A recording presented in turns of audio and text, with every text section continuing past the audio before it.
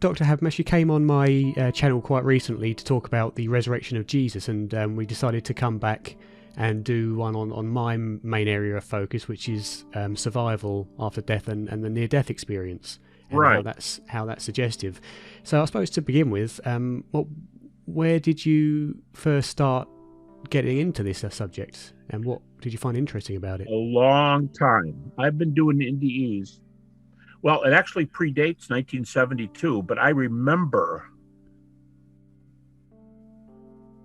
going to a hospital. I was a pastor, and I remember going to a hospital for a chaplain's course on death and dying that the hospital was teaching. And I was introduced to the name Elizabeth Kubler-Ross, who was a huge name, her best-selling book on death and dying. Later, I got a chance to meet her and interview her, and we had a good talk because she had read one of my books. That was really something really odd. So probably from 1970 on, so that's 50 years. Next to the resurrection, which is easily the topic I've done the most, NDEs would be second. So it's been, and you know, Darren, I think an interesting note, to me, they're an extension of the same subject in this sense. NDEs either precede resurrection or resurrection leads into NDEs. What I mean is they're both about the afterlife. NDEs are a general look at it for Christians. Resurrection is a specific look at afterlife. And then when you ask Christians what happens when you die and what happens later, you start getting into the same area that, I mean, just yesterday I was reading a Christian account of what Christians call the intermediate state, which is a bodiless state where you live until you're re-embodied. But it's just that intermediate state. Whenever you read any theology, it sounds just like what NDEers talk about. It's this, you know, it's kind of Platonic. It's a disembodied consciousness with a heightened observance of what's going on.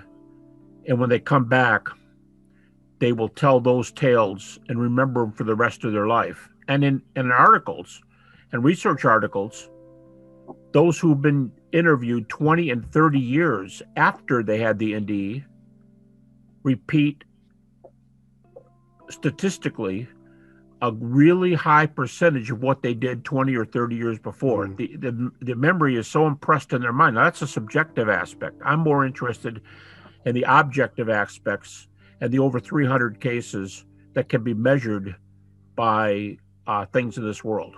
And by the way, just since we talked a few weeks ago, I just learned a new case that's really quite impressive. So they're coming up all the time.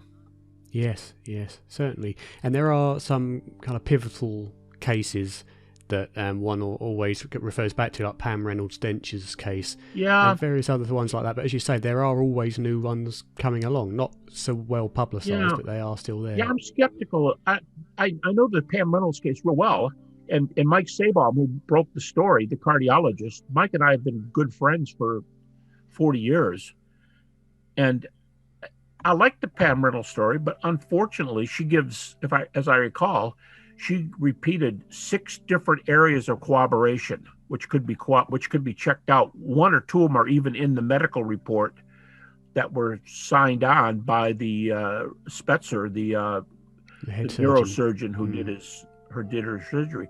But unfortunately, they say even the surgeon said during that time she was dead. She was not near dead. She was dead. Well, that's because they shut her heart down. They shut everything down. No brain waves, nothing. And they could tell you what happened. Unfortunately, of those 6 major kinds of verification, most of them happened before that process happened. So she was still in a very bad way, humanly speaking. She was very near death, but it wasn't over the line of the. So people keep using that case because she's verifiably dead for a while, but you want that to be true with the evidence. And there's too many cases, dozens of things that are reported during the state of a parent, we have to say, according to the machines, neither the heart nor the brain are working. Or at least measurably so. I'm sorry? Or at least measurably so. Yeah. And then I just finished a major article. I'm doing a major article for a scientific thing. It's the second big thing I've done on NDEs. third thing I've done on NDEs, and I'm working new research into this, and I just finished this thing 2 days ago, and the new data on how fast the brain stops after the heart, after an arrest. An arrest by definition with ventricular fibrillation, different species of arrest, but with ventricular fibrillation, you have a heart. If you have an arrested heart, your heart stops working. Well, I used to say things like after 14 to 15 seconds, 14.5 in one experiment, the brain shuts down. Well, now experiments are showing as early as 9 seconds. Right. In fact, one recent report said between 9 and 21. Between 9 and 20, you go, how do you get seconds like that? Because people are hooked up, or because they can measure, or they can, and the way I'm no medical doctor, but the way I hear it explained is when the heart shuts down, the brain doesn't get blood. And when the brain doesn't get blood, it loses the electrical connection. And now the comeback is, well, there's still brainstem activity. The problem with that comeback is brainstem is sort of, I don't want to say animalistic, but it's not where you get your heightened sense of being and self. And I see the trees and I see the grass and there's snow on the ground, and there primitive, goes a deer. Autonomous. It's more just you're alive. Even having said that about the lower brain, it shuts down very quickly after that. So if you have a heart that goes and a brain measurably 9 to 21 seconds, I have reports from medical doctors who work with this, cardiologists and Bruce. I was just on with Bruce Grayson. He and I did an interview together. He's probably the top NDE expert in the world. He's a psychiatrist and a brain specialist. He headed up the brain study center at University of Virginia until he retired. And they'll say that the lower brain, the brainstem, if I said 2 minutes, it would shut down. They would say, yeah, that's probably too long, because they were saying things like seconds later. So here's what it boils down to. If you have a person who has an NDE and they report things that were measurably 5 minutes later, especially 10 minutes later, totally 15 minutes later, but you've got guys who report things that are long past that and they're still in this state. And some people say, well, they might have woken up briefly during CPR or something. Well, many of them don't have CPR. Many of the ones that are, so you got a guy who apparently has no heart, no brain. He apparently, I keep using that word. A neurosurgeon told me, in fact, I know surgeons who say brain inactivity, brain shutdown, stand still. They use those kind of words. And then when I use them, they go, well, just make sure everybody knows that's according to our best data. That's according to the machines. And even, in a comeback that says, well, there could be really mild brain energy going on that doesn't even show up on the scanner. Okay, great. That's not the kind that gives rise to experiences that I couldn't even see 2 blocks away. If I were alive and looking out the window, I couldn't see that. Why do you think that when I'm in this lowest state of consciousness, which is usually in the records, it's called confused, a confused stage? Why would I have the most brilliant, incredible, verified case during shutdown? And there's one book alone that has dozens of those cases, every one with a verification, one or more of the data. If I can say one more thing, Darren, I know I'm going on and on here. One more thing, we can parse this. As I was doing this last stages of this big study I'm doing, it also occurred to me that a number of NDEers with evidence have multiple kinds of evidence. What I mean by that is, let's just say the heart and brain's not working, number one. Number two, they report something that's verifiable. But I just found a case recently where a person recorded 3 verifiable occasions while they were in a flat brain, flat heart stage. They saw 3 different things. One was in the hospital. They were able to look in on their wife who was they were having surgery. They traveled a long distance to have surgery. This fella had a cardiac arrest for 30 minutes. First thing he reports is what his wife's doing in the waiting room, which is a ways away. Mm-hmm. And then he looked in on 2 other situations by just thinking about them and gave intimate details of 2 other things. So there was a triple corroboration there. And then if you have a person who's blind in that situation who sees these things, there's combinations of things where you go, all right, I give up. How do you deny this? Yeah. And that's where the theology and philosophy come in. Yes. The one thing that I'm curious about with cases of people who are blind, who have near-death experiences, is when blind people report what they, quote, see, right? How do they know how to describe it? Because if they've been blind, especially from birth, they wouldn't have that reference point to describe things. That's a great question. First of all, I'm going to say something about I guess the politically correct way to say it. In the literature they still say blind, but sometimes they say sightless person. So they try to, with sightless or blind individuals, I give 5 categories of evidential categories into which the 300 fit. And real quickly, they're in the room, out of the room. Out of the room could be 3 floors away at a hospital, but it might be 2 miles away. 3, the weirdest, but some of the most evidential ones, are when the person who's in that state claims to have met somebody that they know very well, a father, a mother, a deceased child. Well, you go, well, yeah, that's who they want to see. That's their imagination. But they're told something. I'll be glad to give you a few cases if you want. But they're told something that when they come to and say it, as soon as they come to in the room, everybody is flabbergasted because nobody knew this happened. And they started grabbing cell phones and checking, and the thing went down 15 minutes earlier. I can tell you specific cases. So, sure. So that's the what I call Twilight Zone cases, where they meet a guy, and you could say the first guy is near dead, and that's good.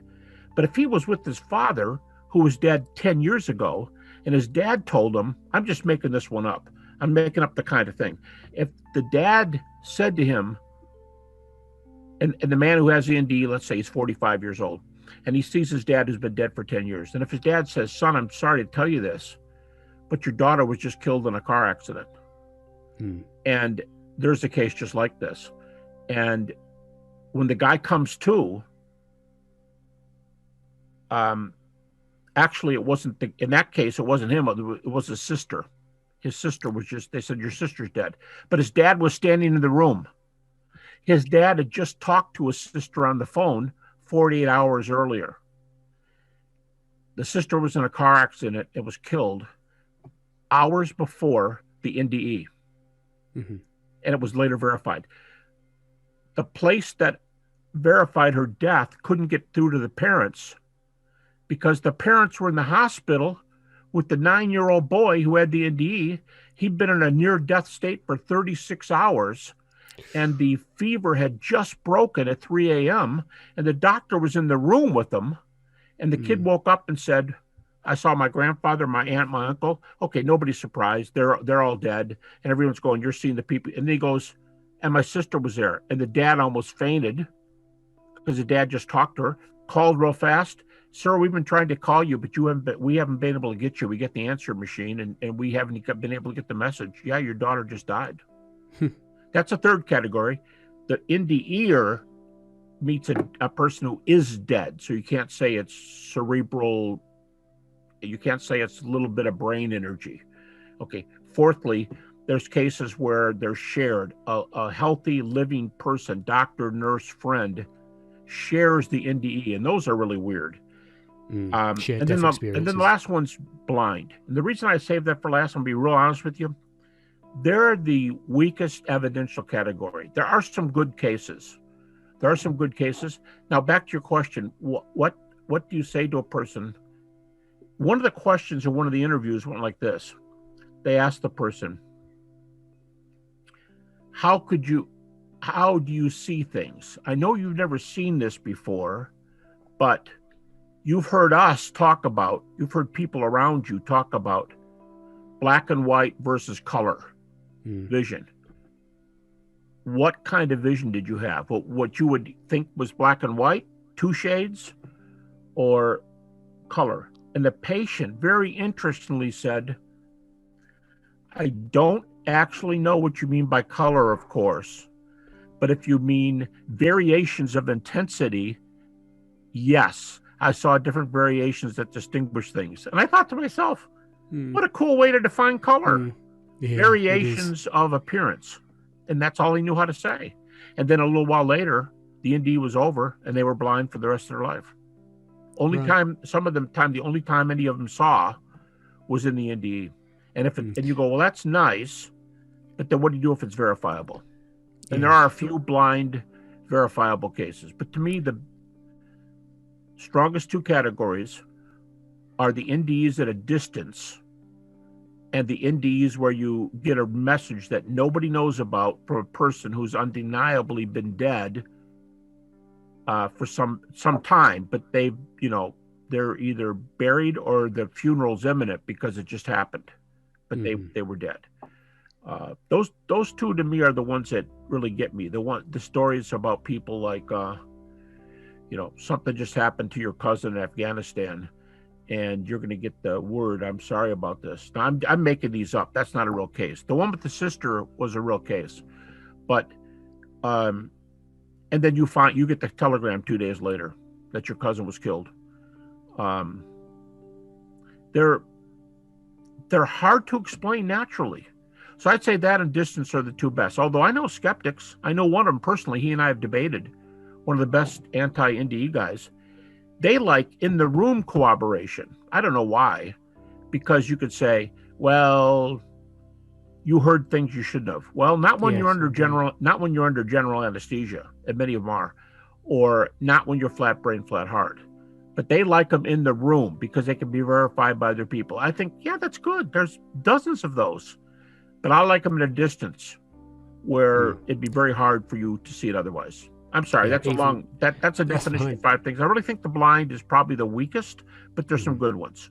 I think what would be interesting when you mention how they describe colour as different intensities and different variations in objects, I think what would be interesting is if during their lifetime, after having such a near-death experience, that we can technologically evolve to grant them sight and then compare if they were to say, see something and say, yeah, that's what I saw when I was dead. That's what I meant by colour. Yeah, right. That's what I meant by color. That'd be good.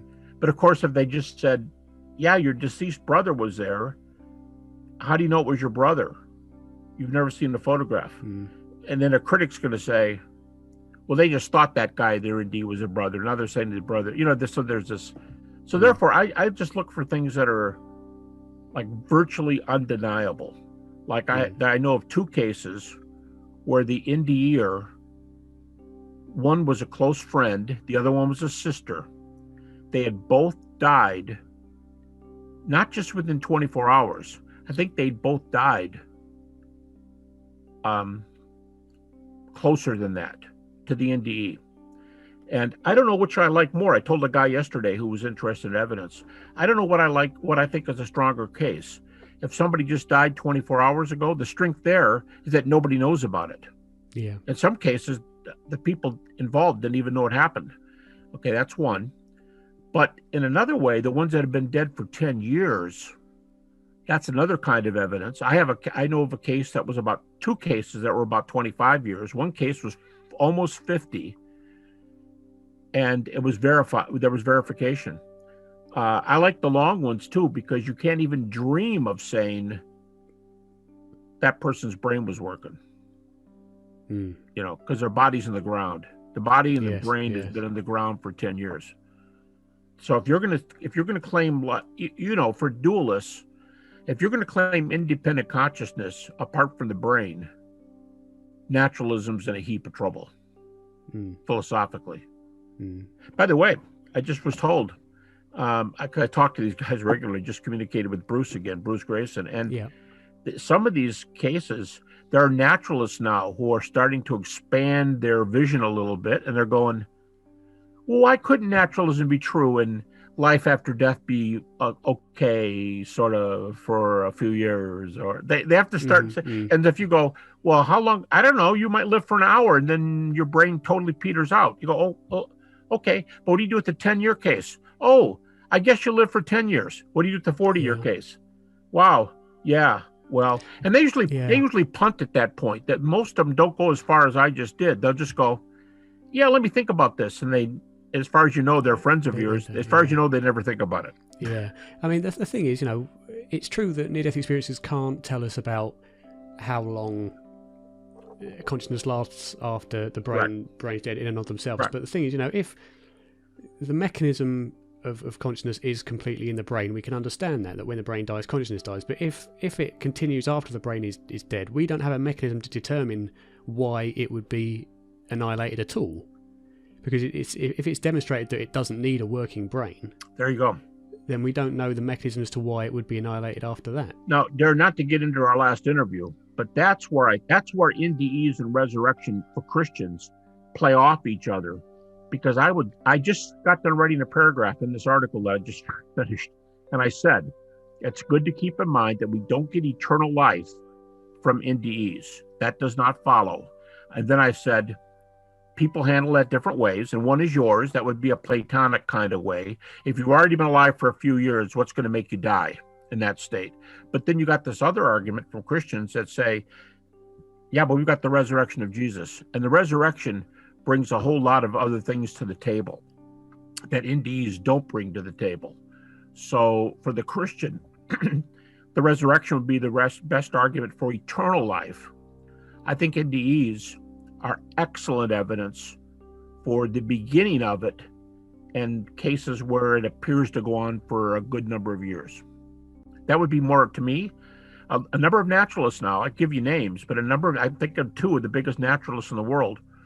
One who wrote a book, Nagel, who wrote a book in 2011, which I think was called the worst book, got the worst book of the year award for one of the humanist groups. That's what I was told.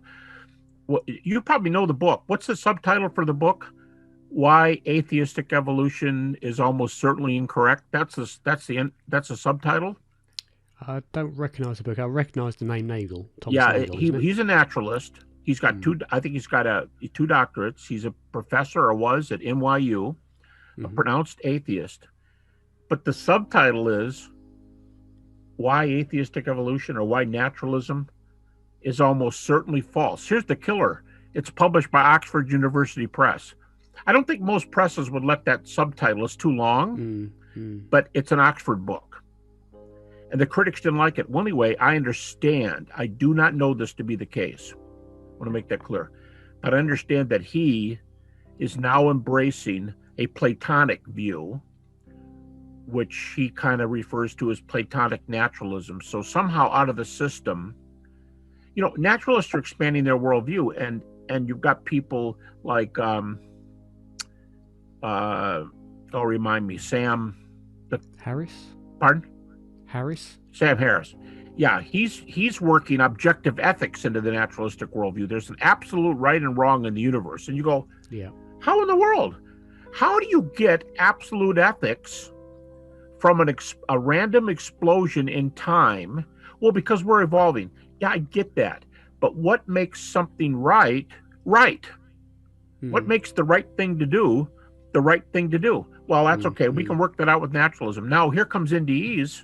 Well, first of all, you got biology, and you're going to have intelligent design. Why is the world just right for everything? And there's these 150 things that have to be coordinated to get life. Okay, then you go, wow. And Richard Dawkins starts his book by going, the universe does appear to be designed, but it's nothing to do with God. And that's how he starts.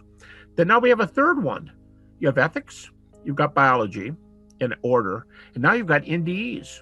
And people would have to say, well, wow, well, I'm a Platonist, and Plato believed in life after death. I guess I can bring, what I mean is naturalism is sort of like morphing into a non-naturalistic quasi-religious view. And at that point, naturalism is essentially deism.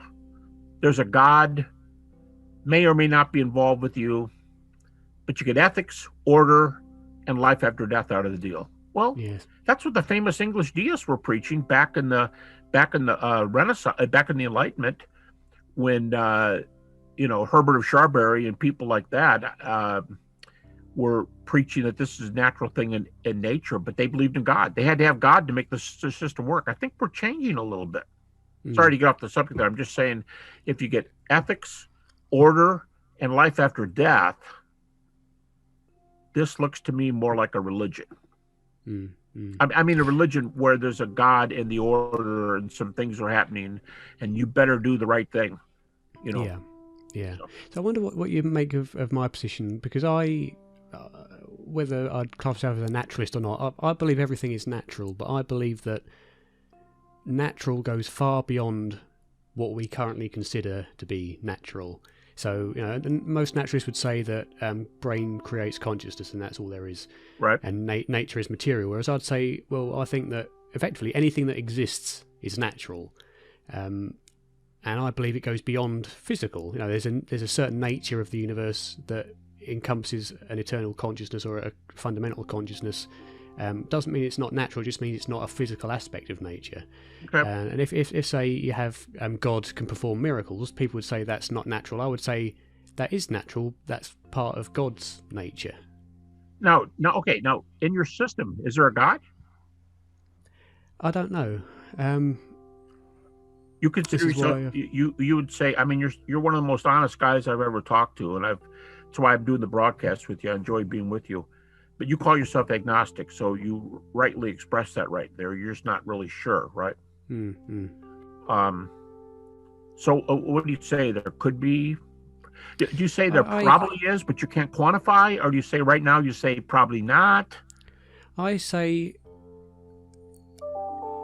It's difficult. I'd say there probably is. I wouldn't say I believe there is. I'd say I don't believe there is, but I don't believe there isn't. Because I believe that the universe must have a beginning in some way, and I believe there must be something to trigger that. As to whether there's a God in the Christian sense or in the religious sense, I'm less inclined to believe that over some form of creative force. I'd say probably we're all part of it, all part of one kind of unified consciousness, as people say. So right now we'd call God. You could be a deist maybe, or maybe even a Platonist. Like these two naturalists. Like I just gave you the one example there with Nagel. There's another one. I hate to use the name because I've only been told he is. But this guy, the other guy I'm thinking of, is an agnostic. He's an ardent proponent of intelligent design, but he's a naturalist. He's written some pretty critical things of naturalism, but he calls himself a Platonist as well. So calling yourself a Platonist kind of opens him up and others to different realities, staying away from something that has a religion and a church, and you go hear music and you pray, and it doesn't do those subjective, I shouldn't have called them subjective, but you know what I mean? They're morphing over there because we're getting so much data now on those three areas, ethics, order, and afterlife. Even Sam, when Sam Harris admits and says he holds objective ethics, Dawkins admits the creativity and the order, but doesn't think it's anything remarkable. And many people, I can tell you a lot of stories, many people have been quote unquote converted. I don't mean to like religion or Christianity, but they've been converted to a quasi-religious view through NDEs.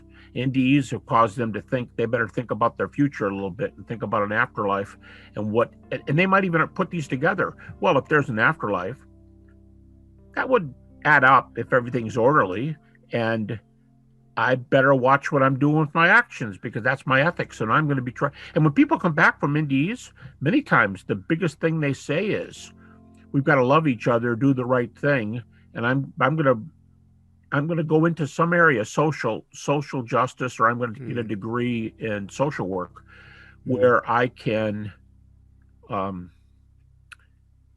where I can help others. That's the message they come back with. So the ethics is tied into the NDE. In fact, by the way, a major NDE researcher just told me recently, I called them to see what they were up to, and they said, "Oh, hey, sorry I missed that. I was down at the food shelter passing out food to the, homeless in the city." And I thought, and I said, that's fantastic. So now you get an amalgamation of ethics, order, and afterlife. Yes, and this person believes very firmly in the afterlife, and they're not.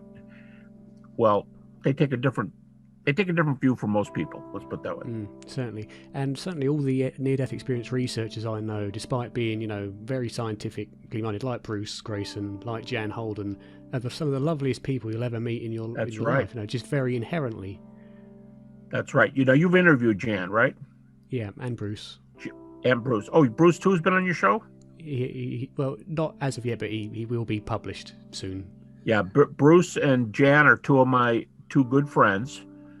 Jan for probably only 10 years. Bruce, like I said, 40 years. I met him in 1982 in University of Connecticut. But also Michael Sabom, who's another one of the big ones. Yes. Mike's been a good friend since that time. I'm due to have a chat with him later this year. He's going to do it?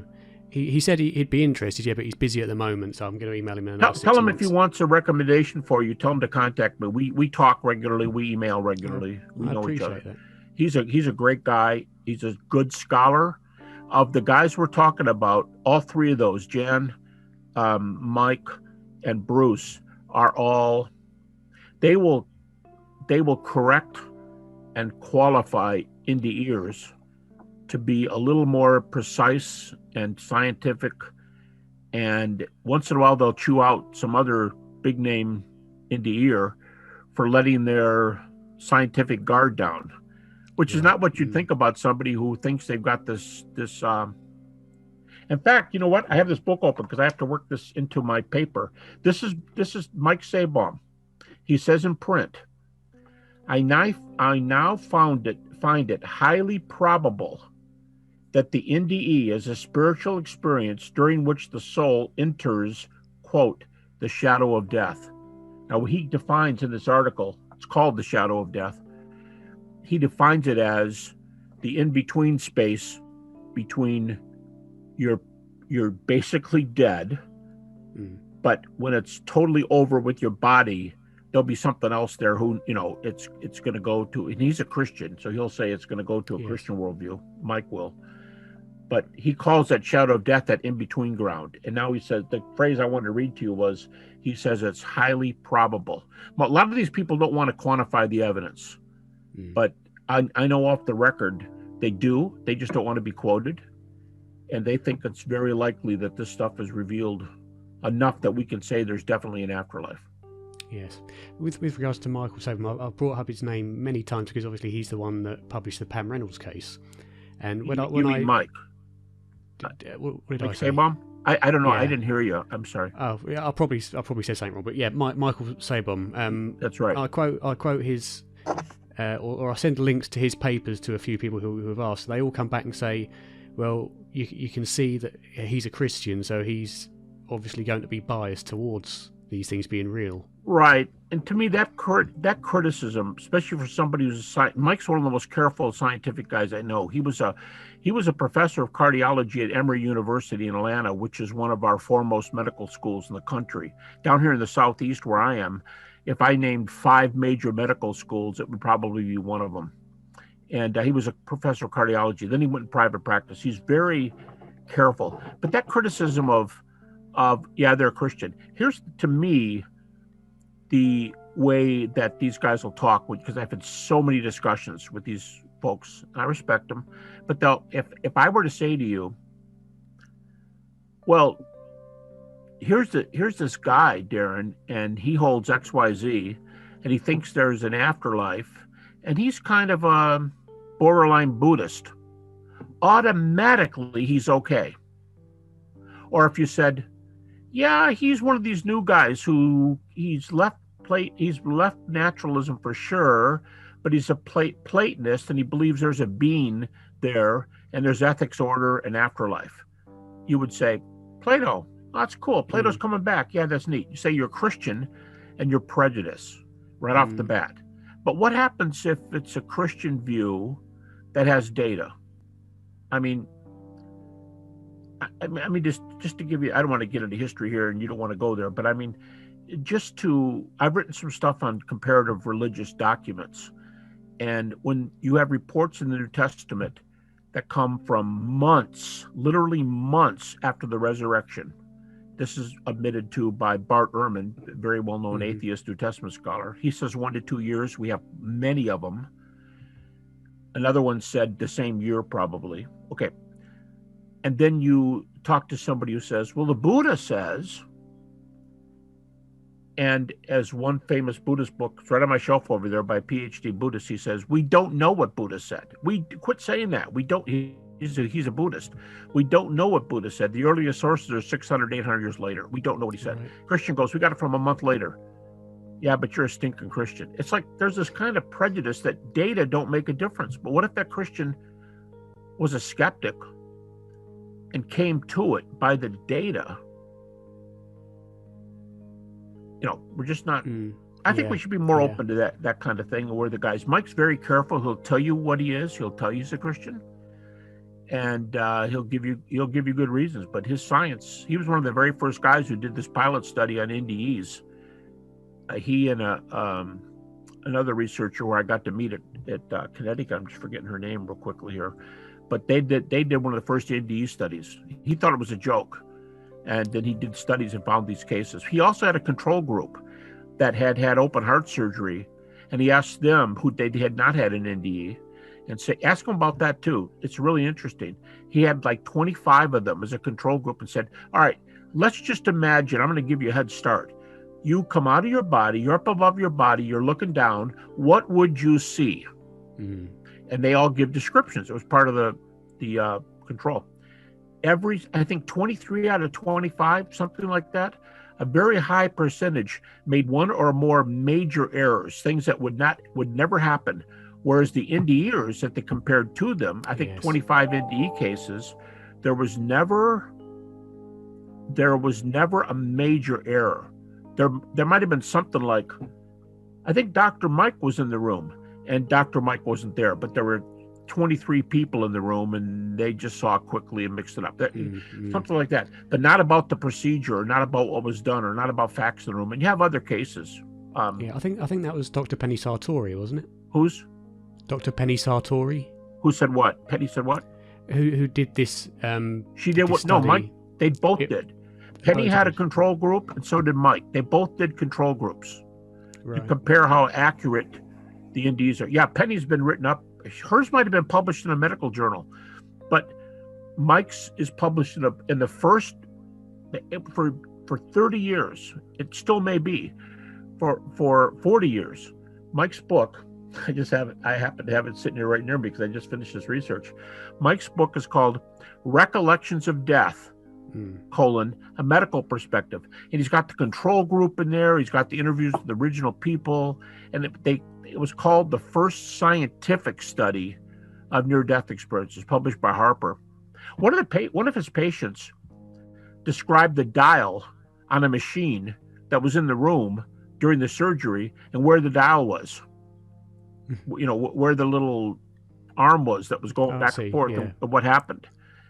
And another one, not a Mike study, but another one, a nurse was telling this patient, no, we got data on that. We checked that out. That machine's in the room. And the patient said, no, it wasn't. And she said, yes, it's in the room. Patient said, go look. And she went down there and looked, and the machine was in the room, but it was unplugged. Right. So, I mean, where do you get little things like that? But those are inside the room. I like the ones that are a mile away, at a distance, that you can check it out. A car accident, what the people were doing in a home, what they did for dinner that night, and you report it as soon as you come to. Just a little boy I was telling you about whose sister died, and nobody knew it. As soon as he came to, they said it was 3 a.m. in the morning. The doctor was there because he was mighty sick for 36 hours. They were all standing there, and as I understand the story, he blurts out, I just went to heaven, and I was with Grandpa, and I forget their other names, Uncle Jim and Aunt Barbara, and he names his sister. She was there too. And his dad was embarrassed that he was doing this because he thought it was a hallucination. So his dad started to make an excuse for him to the doctor and say, the dad actually said something like, maybe you can give him a little bit of a tranquilizer and calm him down a little bit. And then the little guy said, my sister. And his dad got highly agitated, and his son turned out to be right. And that's not someone you'd expect to be dead either. Someone's sister of a young age. Yeah, she was 19, as I remember the story, and she had just died in a car accident at after 12 o'clock. So it was the next day. of the day, I think, that the little boy came to. It was that day. Right. So, I mean, they still could have been extricating, I mean, they could be having the car and a body and morgue and autopsy and that not being in the news or not in the newspaper or anything else. By the way, another case, this is incredibly amazing. A heart specialist named Pim van Lommel. Anybody who does research, he's in the easily top 10 names. Done books on this. By the way, did an argument for an afterlife. He's got a book where consciousness does equal afterlife. He wrote that. All right. And he's put articles in the Lancet as well. Sorry? And he's had published articles in the Lancet as well. I'm still not hearing you, Darren. I'm sorry. He's had his articles published in the Lancet journal. Oh yeah, that's excellent. He had an article on this published in the Lancet. I just told a colleague yesterday. I said his article in the Lancet is one of the top 5 medical journals in the world. It's like with the Journal of American Medical Association, the Lancet. There's a few of those, but Lancet is definitely up there, and it publishes an article on NDEs. Bruce Grayson has published 100. He's done more than 100, but 100 of his articles have been published in peer-reviewed medical or psychology journals. Medical or psychology. Over 100. And you go, well, I don't know too much about this. Well, in this book, I've held it up before. The book is just sitting here. I've got these books. I haven't even cleaned my desk off after the research. This is called, doesn't have a cover on it. I mean, but it does cover The Science of Near-Death Experiences. It's edited by Hagen, MD. And in this book, there's 13 articles. Each one has been published in a medical journal. John Hagen. And here's the 2 things that are interesting. They're all medical journal articles. And this book is published not by, Christians Incorporated. This book is published by the University of Missouri Press. So It's a secular university press, peer-reviewed, and there's 13 of them. There's evidential cases in here. There's hell cases, what they call distressing NDEs. Yes. So this stuff it's all over. Anybody wants to look for it, they can find it. What I was going to say was there's another case. Say about the case, yeah. Sorry, Pim van Lommel. This one is one of the mind-blowing ones, seems to me. He interviewed a man who had a near-death experience. It was pretty explicit. And in the near-death experience, there was a man there. He did not know who the man was. But the man looked at him in a way and acted like he was, like wanted to hug him. He just was all about this guy, and he was just excited to see the NDEer. Now, this guy had been dead for a long time. And the guy could not figure out who this person was that he interacted with for a while. Later, his mother was on her deathbed. And, in a court of law, a deathbed confession is, can be pretty special. And while she was there, she said, I've got to tell you something very, very private. And she reaches in her purse and she pulls a photograph out. And she says, who is this? And the guy said, he's the guy in my NDE. There's no question about it. She said, he's your father. And the guy said, he can't be my father. My father is your husband. I call him Dad. He raised me. I've been with him my whole life. Don't blow my mind like this. He's my dad. She goes, he raised you and he's been very good to you and he's been good to me. But this is your father from some sort of situation with his mother. And this is your dad. And that's the guy that was standing in front of him. Now, how do you explain a guy who was raised by a person? They never talked about it. She never just confided on her deathbed and to pull a photo out. This is a tough one. It is, yeah. So and yeah, and that the guy had been dead for apparently for a long time. I mean, his mother was dying, so if she was, I'm just guessing. I guess I could get the data. But if she were in her 70s and he was in his 40s, his dad would have been, he was raised by another man. The guy is. This is a decades old the word comes from a person who's been dead for decades, is what I'm trying to say. Mm-hmm. It looks like. But there are cases. I do have another case is 25, another case is 47. So right. Well, what do you think about those with your world? How would you work those things into your whatever it is with your this worldview? Your is it like a jigsaw puzzle, and you're kind of putting pieces together and trying to see what things are like? Or? I mean, I don't really have a worldview, so to speak. It's always changing based on what I see. So at the moment, certainly there seems to be evidence that there is survival and that there is, as you say, these veridical contacts between individuals. And it seems that after death we do retain some kind of individuality and are able to meet others who have passed on before. Whereas some people say, when we die we become one, one of everything. But from these reports there seems to be at least some kind of individuality. So what that means for me is that clearly consciousness seems to exist outside of the physical, regardless of the physical brain. So that would suggest to me that consciousness is more fundamental than matter. So you're there in your thoughts so far. Yeah. Sounds like you're expressing whether you call it Platonism or not. It sounds like it's the classic idealistic view compared to the classic naturalistic view. Idealism, naturalism, since the Enlightenment, there have been the two big things that are at war with each other. Almost everybody takes this idealistic view. Yeah. Or they take the materialistic view. Yeah, the materialistic form of naturalism. It's interesting because if idealism is indeed the case, I would still say that's part of nature. That's still natural, because that's the nature of the universe. I wouldn't even argue with you on that. But if I talk to you in 10 years, and if in 10 years you say, "Here's the progress I've made," I'm willing to call this being that created everything, I'm willing to say God, because whatever has these characteristics, we just have to agree to say that's what I think of as God. I'm not going to tell you, I'm not going to start telling you who's God and what religion. But if you say that, and I think there's an absolute right and wrong.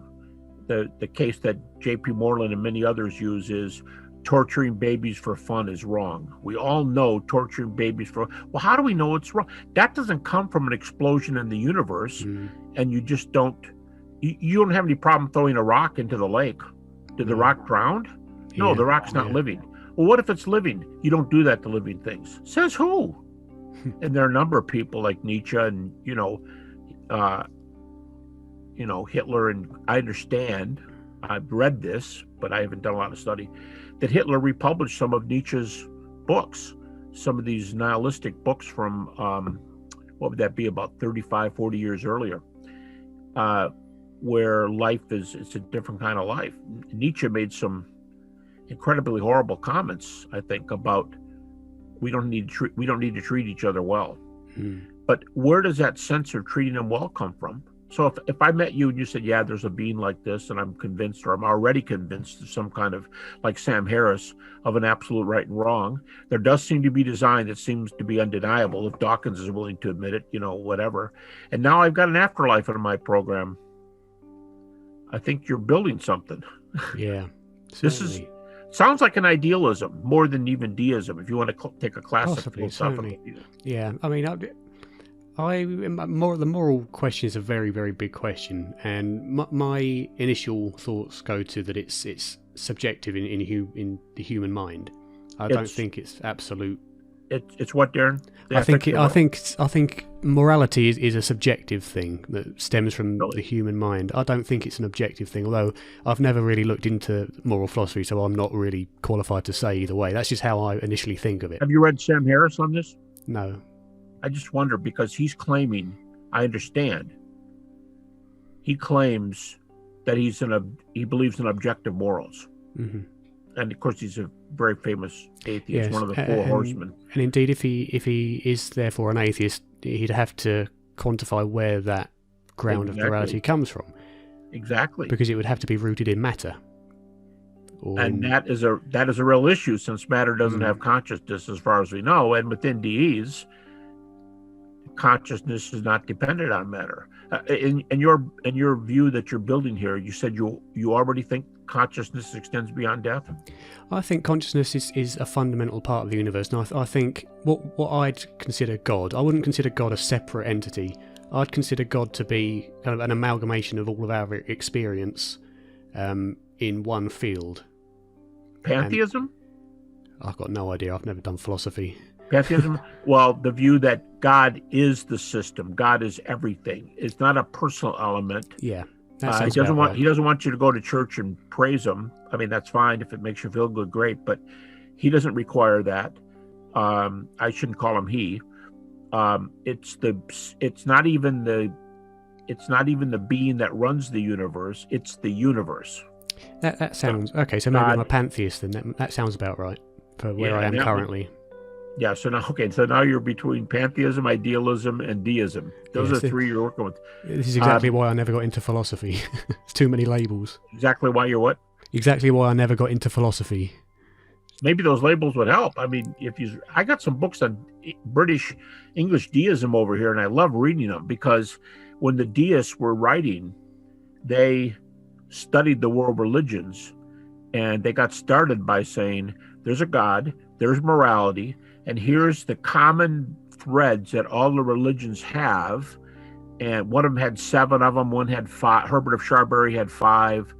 And these are the common beliefs that we can, and you have to treat others this way. There's an afterlife. How are you going to live?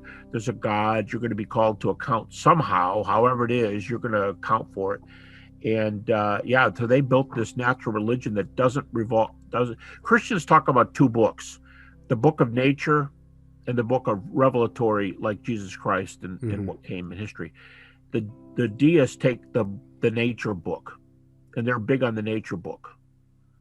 So I imagine they would have a field day with all the stuff we know now about Big Bang, and there had to be a start. And even though before that's, to think about the awesomeness of a time when there was nothing, no space, no time, no matter. Where do space, time, and matter come from? We're not going to get there now, but what I mean is, those are daunting questions. They are. But we're going more and more. We're going more and more to a worldview that is more religious than not. If I take religious in the general, not churchy or worship view, but in the general view, it's more than not tending away from naturalism. If I were naturalism right now, I'd be very uncomfortable. Certainly, yes. Because the data aren't going your way. And many times when they try to refute these things, tell you what, if you talk to the resurrection with them, of the guys who are really, really good, they've got PhDs in New Testament or a relevant field, but they're atheists or they're agnostic, they're skeptics, they're Jewish non-Christians. Their whole view has changed on historical Jesus, resurrection. They see that there's more data here. It's gotten to be the field's changed. I'll give you one example. A guy who used to teach at Oxford, and then he went to Duke University. So one of the best of England, probably the best in the world at Oxford. Duke, one of the top 5 in America, maybe. And he wrote a book a few years ago where he said, most scholars believe that it's a common thing. Most scholars believe that the risen Jesus appeared to his disciples. He said, I don't want to answer questions about what it looked like or what form he did, but he appeared. He said, he's not saying that, well, he's probably saying that's his view, but the point he was making was it's commonly conceded now. So if you put that into your matrix, there's another blow for the afterlife. Anyway, I'm sorry, Darren, I didn't mean to get you off there, but that's no problem. But I'm really fascinated about the way you're talking. I've never talked to anybody who considered themselves an agnostic, but they are currently putting these puzzle pieces together, and they're bringing in a hunk at a time, depending on where the data run. Yes, I mean, most people that consider themselves agnostic that I've come across are more, closer to atheist than 50-50 open. And they're somewhat, especially on the internet, YouTube. You consider yourself? I consider myself... Yeah, as close as I can, 50-50. But I accept that I have biases that do take control occasionally, but I try to whittle them out. So if you're 50-50, do you mean there's as many points of data for the naturalistic and maybe the subcategory of materialism? there's as much there as there is for the other side with ethics, design, and afterlife? I think there's equal evidence, because for every piece of evidence I've seen, for instance, that the brain creates consciousness, I see is very good evidence that the brain creates consciousness. However, it is also very good evidence that the brain is a filter of consciousness. And certainly, we understand completely how matter works. And so, we're evidenced every day that the laws we understand are consistent. But when it comes to these bigger questions, I'm almost convinced that there's some form of consciousness after death, whether it be eternal or not. There does seem to be consciousness without the need of a working physical brain. Right. That's a huge step, though. That's a big critique of materialism. Yes, it is. That's a big, like I've said to you before, Bertrand Russell. Now, I've called Bertrand Russell an atheist before, and I think he was usually called that, but he corrects it. I just caught this recently. He said, I'm not an atheist, I'm an agnostic. But he says, the bulwark of atheism is dependent on two things: no God and no afterlife. They're the two main things: no God, no afterlife. So if you concede some kind of afterlife, that's one, according to Russell, that's one of the two big planks. That could be a serious blow. Yes. Would you not say that Buddhists, for instance, are atheistic but do believe in some continued existence because they don't believe in a God? Yeah, I don't think they're atheists. I don't think they'd probably. I've seen places where Buddhists don't appreciate being called atheists, and some Hindus, they don't quite go as far. By the way, I considered Buddhism years ago and thought at one point that it was actually right there. I mean, it's a long story. But resurrection is what talked me out of that view. But anyway, yeah, one of the points I make in this NDE article that I just wrote is I do argue against two views. One is the naturalistic view. This is all baloney. But I argue against the other view that says ESP is true. People can can communicate telepathically. I don't mean like weird stuff. I mean like not knowing that you picked something up from a wife or a husband's mind. Where you're in close proximity, and they can see they think there's an afterlife. This other view, and there's an afterlife, but it's a world afterlife, and everybody's one in a big pot, and they at least say that it's an impersonal afterlife. It's not personal. Right. And then one of the points I make is all NDEs are personal data by definition. You mentioned it a little while ago in this dialogue, because I'm the one who had the open heart surgery, who had the near-death experience, who reported evidence, and I was given a chance. Obviously, I'm playing a role here. I better explain this so people who hear this don't. I'm role playing, and the person says, I was given a chance to go back and be with my family or to stay here. And if it's a woman, you often hear this: I've got 3 little children. I've got a case in mind here. I've got children. I've got to go back. And boom, they're in their body and they're in pain again. But what I mean is, that's not evidence. The only thing I'm arguing is this is personal continuity. From the one who had surgery to the one who came back to see their children, it's intensely personal. It is. I got a story for you. This is a cool one. I was speaking to a group of medical doctors at a medical convention. They asked me to speak on near-death experiences, and I was telling these things. And down to right in the front, to my left, there was a medical doctor who had a double specialization. She was a pediatric blood specialist, and across the room there was a couple, and both of them were medical doctors.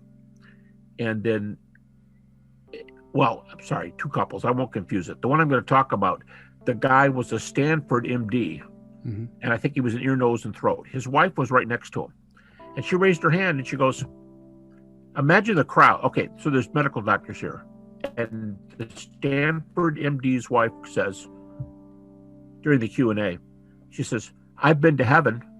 Whoa, these medical doctors, somebody in our room, I've been to heaven. What happened? Well, I was delivering my child, and I was up above my body, and I did this, and I did this, and I did that, and it was terribly touching and engrossing. I said, how many children do you have back besides the one you're delivering? I think she said 2 others, and I was delivering the 3rd. I said, have you seen your baby yet at this point? She said, no. So you really at that point have our will and minutes, have 3 children. She says, yes. I said, did you want to go back? And she put her head down like this, and she said, no. No. And her husband's sitting right next to her with, like I said, MD from Stanford. So I said, what about your 3 kids? And she playfully elbowed him, and she goes, he can take care of them. I'll always remember that. He can take care of them. No evidence, but it so engrossed her life at this medical convention. But later she was hit by a car, very, very, very, very seriously, brain damage. I don't mean there's anything wrong with her, but she was hit by a car, and she had no NDE that time. Or none that she could remember. Yeah, Mike, you're right. That's a good point. Mike Sabom, at the back of his book, he has a bunch of charts. You can ask him about them. Some of them are patients who've had, like, I think one had 7 heart arrests and had like two NDEs, and the other ones they didn't. So you can't expect that I'm always going to go back to Narnia or, Middle Earth or Oz. I'm not always going to go back there.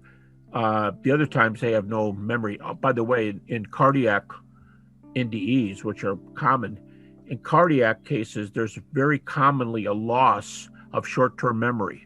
So they don't remember even falling down to the ground and having the heart attack. They go back to maybe a place that's an hour before the heart attack. So you're right. They could have had one and not remembered it. Certainly. And how would you tell the difference? I mean, many people who, for example, comment on an article online about someone who had nearly, they'll come through and say, well, I nearly died. I had a motorbike accident, or I had a cardiac arrest, and I didn't have any experience. It was just nothing. So therefore that shows there's no life after death. And I'm thinking, well, and it's also with Pim van Lommel studies he showed, I think it was Pim van Lommel who showed it was 80% or so didn't recall any experience. 18 might even be high. Some of the ones I'm reading now are like 10 to 14%. Indeed. So it's that low. It did not recall. Yeah, when the study first started, back in the 80s and 90s, there were reports that said anywhere from 40 to 60% of people had them. Now the numbers have come way down because they've interviewed way more people. But you're right. The guy who says I didn't have anything, he should talk to the guy who's had 5 of them, who was there twice and wasn't there 3 times. Now, indeed, yeah. Well, then you had 2 dreams. Okay, great. But I saw this or that or this or that. What are you going to do with that? I don't know. I don't want to talk about this. The discussion's over. So, not seeing. By the way, back to the impersonal view, there's no way to verify that view. If you think about it, how can I verify that nirvana is a state where there's no personal consciousness, which that's part, depending on which kind of Buddhism you're talking about, is a personal tenet. You lose yourself. How could you ever say you lost? You think about the language. I lost myself. So then there'd be no experience, would there? Then how would you know you did? Yeah. How would you know you lost it if you don't have it? In fact, in a very famous book supporting Buddhism, very famous book in the 80s, I've used it for a textbook, The Tao of Physics by Fritjof Capra. He's a PhD in theoretical physics, as I recall, from Austria, Vienna, I believe. He's taught in major universities, and he went to Buddhism. He went to the East. And he's talking about the oneness of the world, how there's a togetherness. And then he says, some mystics say they lost themselves in the whole, like a cup of water being poured into the ocean. They lost themselves. And then he specifically says, even though he loves that view, he says, science can't go that far. Science brings a closeness, but science teaches an interconnectedness, not a disappearing reality. But his words, science cannot go that far. The philosophers will come in and say it's worse than that. You can't verify that state. Not only the reason science can't do it is because you can't verify non-existence.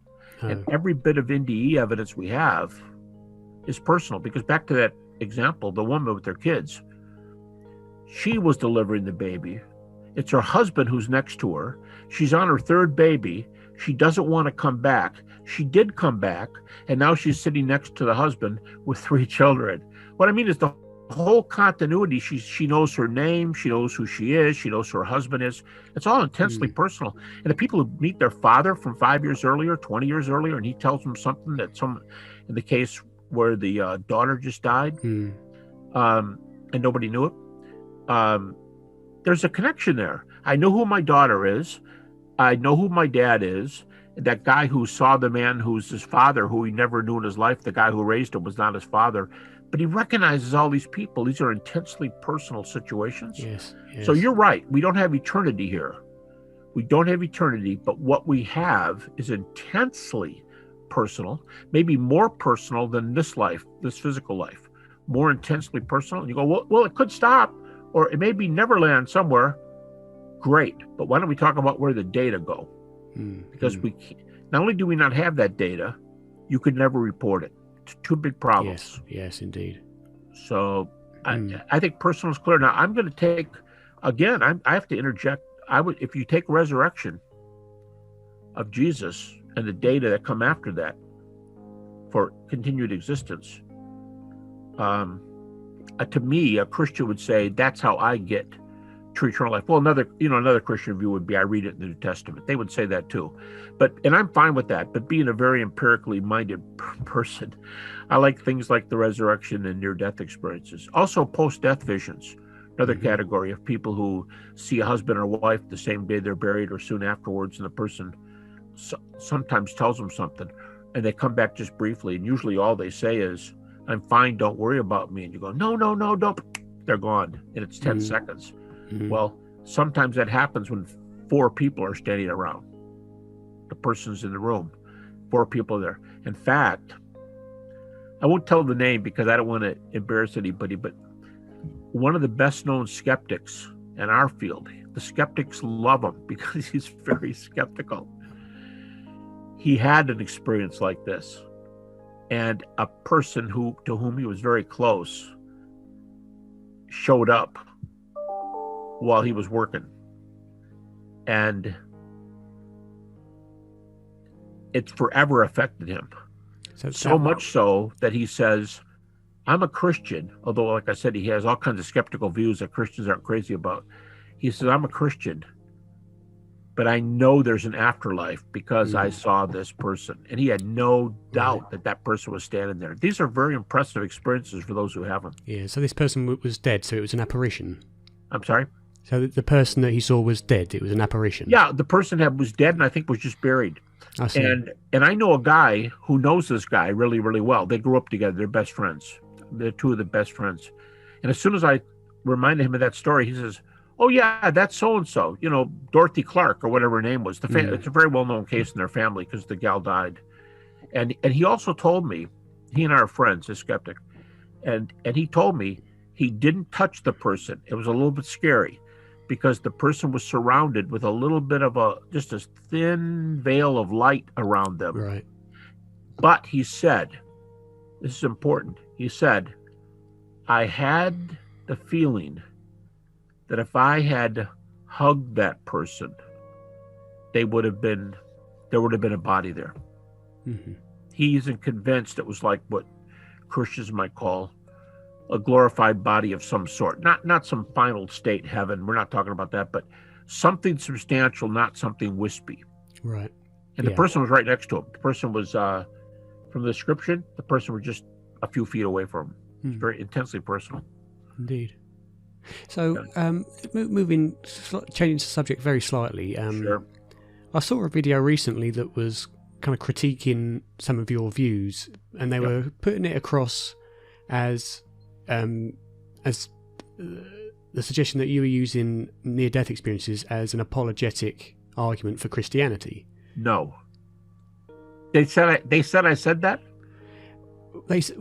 Certainly from the title of the video and what they were talking about, they went into it was called I can't remember exactly, but Apologetics, and then you were in it, you talking about near-death experiences. So that was very much implying that you're using it as a evidence for Christianity. So I was just curious about that. No, No, that's a great question. I think if I was going to be asked one question, that's the one I would like to get, so I can clear things up, because people are, well, there's an extension. I got people saying this. I'm a Christian. How come Hindus have really good experiences? Or I think I saw Buddha. Or how come a guy who says I'm an atheist, but what happened to me was incredible, and now I kind of think there's an afterlife? They say, what do you do with those things? Here's what I do with them. I'll say it real clearly. NDEs don't prove any religion. They don't prove any religion. On the subject of NDEs, a Christian can stand next to a Muslim, can stand next to a Buddhist, can stand next to a Jew, can stand next to a Hindu, and all say there's an afterlife of some sort. Materialistic naturalism is wrong. What comes out of NDEs is that naturalism and materialism, which I just read recently from a naturalist, materialism is the most common expression of naturalism. Somebody else can judge that. But to me, this is a huge blow to the naturalistic, materialistic view. But so what I say ethics is, and so what I say design. So these are biggies. And all these religions can do is to say, naturalism is mistaken. There's an afterlife of some kind. Then to the people to whom he's shoulder to shoulder, do you all want to talk about religion? We can have a good talk here about comparative religion. Because now the question is there a true religion? Or is it a general religion? Who's right, who's wrong? But we've eliminated, it's like saying in a poll of the best college football teams, or your country, soccer or rugby or anything, in a poll of the best teams, if number one has been eliminated, all the rest of them can play it out for who wins. And we have Super Bowls and we have world tournaments, and I love rugby, by the way. Rugby is a great sport. Ice hockey, I understand that's grown in your country too. And probably. I can't do anything with ice. I'll fall over straight away.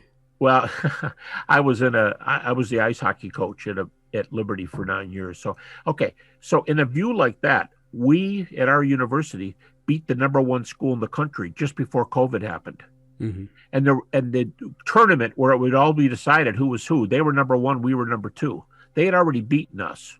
Then we beat them. Okay. In situations like that, and the tournament's coming up, everybody knows we're really playing for who's first place, and that number one team was the first time they'd lost all year. So that's what would happen with the religions, it seems to me. If number one is knocked off, those popular view seems to be very nearly, I think, clearly untrue, that Oxford book, How It's Almost Surely Mistaken. Then the other religions can talk. But I want to say it again. NDEs do not prove any religion. You go, well, how so? Oh, I'll bet you, okay, you're a Christian, yeah. I'll bet you like those hell cases because they go along with your view. I'd say, I listen like I listen to everybody. I don't think it indicates there's a hell. I'm being real clear about this. Why not? Because all the religious comments, I went to hell, I was hugged by this being who was pure love, I'm coming back, I want to heal, I want to touch, I want to counsel, I want to help people, I've got a vision for unified humanity. Those are great stories. The hell ones aren't, about 20% hell cases. But they're unverified. I know you were in the room because you saw the unplugged machine. I know you were in the room because you saw the 12-digit number up above everybody's head. Later it was verified. I know you were out of your body because there was a quarter up there and you gave me the date on the quarter and we can't see it unless we go up there. So something happened in this room. Yeah, but then I was hugged by this angel, Gabriel. Yeah, unverifiable. Unverifiable. And I can't figure out how there's a religious claim there that's verifiable. Now, maybe an amorphous love and together, in my earlier example, let's go work in the soup kitchen. Yeah, you can maybe come away with those kind of things, but every religion has that general kind of commitment. We should all work in the soup kitchen according to everybody. Yeah. And So I don't think it's all, no, put that one to rest. I don't think NDEs. Now, then why does Habermas always do this?